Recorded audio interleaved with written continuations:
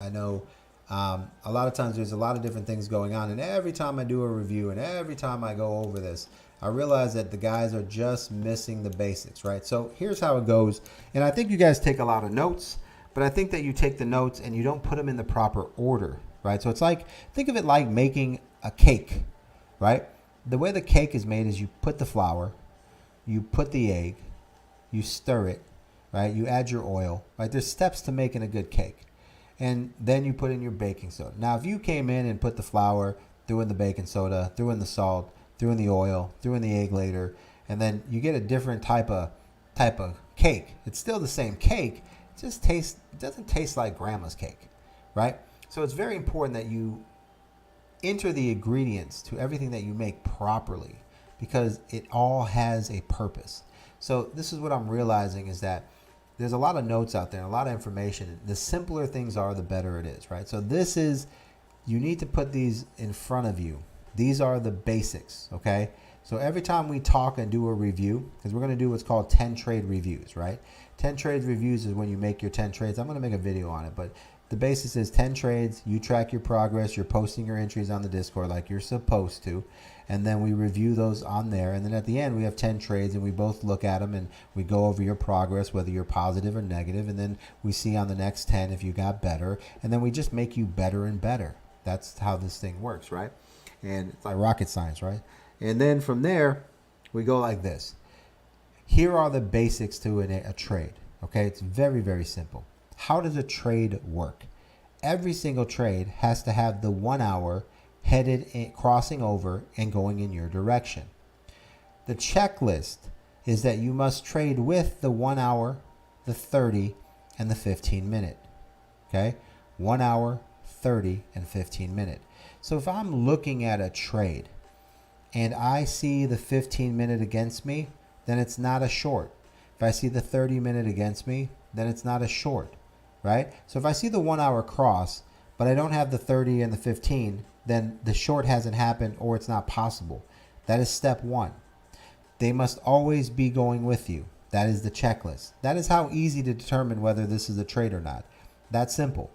1 hour, 30, 15. If they're not with you, then it's not a trade. That's simple.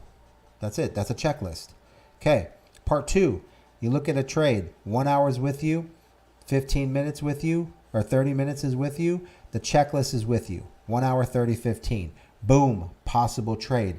Then you move to the next step. What is the next step? The next step is the 15-minute value. Okay? Meaning it needs to be breaking below the 4 headed to the negative line, which is the 0 line. Okay?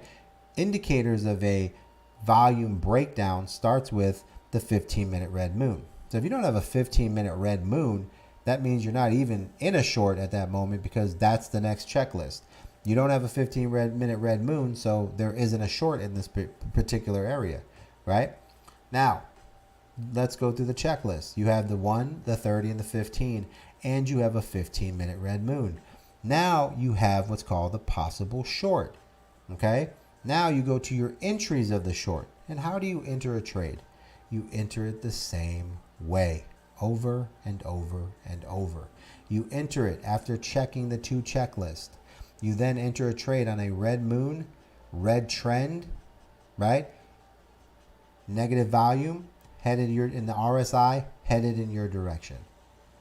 Now, to be even safer, a lot of guys let the 3-minute RSI bounce and go all the way to the top, or bounce and then go up and start to head back down, and they catch the reversal to the downside.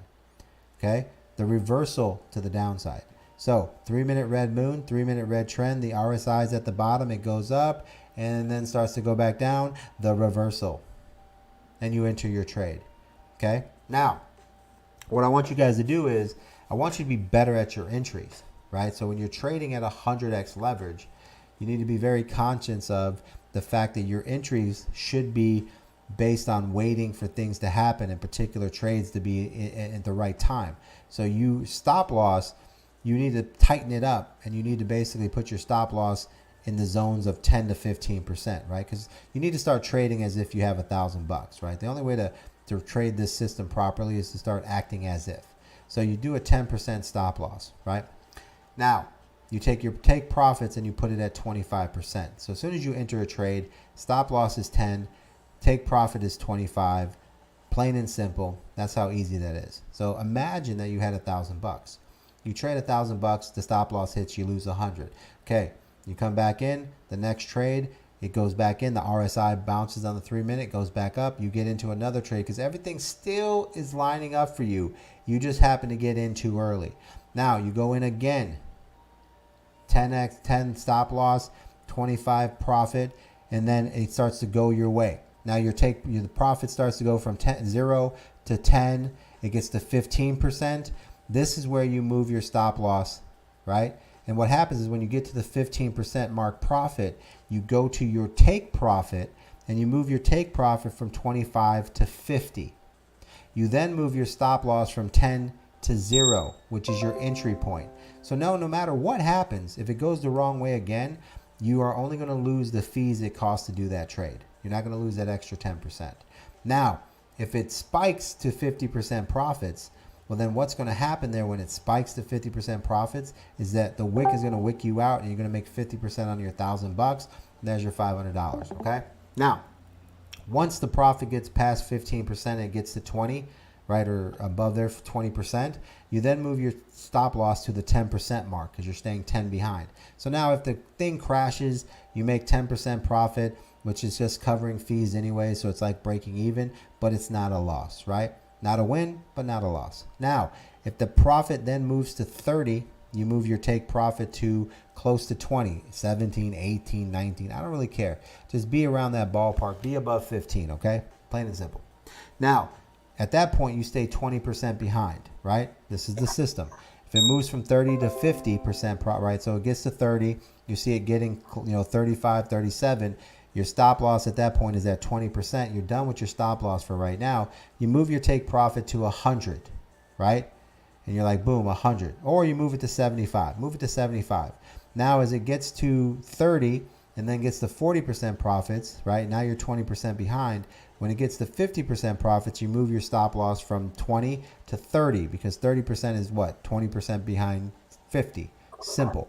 Now, when it gets to 60, right? You move your stop loss to 40. You move your take profit from 75 to 100 because you might have a runner. And that's the system that you move. So you keep your profit 25% ahead and you move it every time it gets within 10%, and you keep your stop loss 20% behind all the way through. So I hope that helps, guys. Follow the system and make sure after you entry and put your 10% stop loss and your profit at 25%, that you post your entry price inside the Discord chat for review. And remember, guys, like always, the chat entries are not for you to get into trades. They're for you to see other students' entries, to see what they're doing. They're not for you to make your entry. They're for you to go review a trade and then find the best entry for you. Or to look at a review of a trade and see an entry and say, hey, man, I see you just entered a short, but the 15-minute RSI is going up. It didn't make the checklist. And then I could see that you're paying attention. All right, guys, thanks for the time. Good luck. God bless.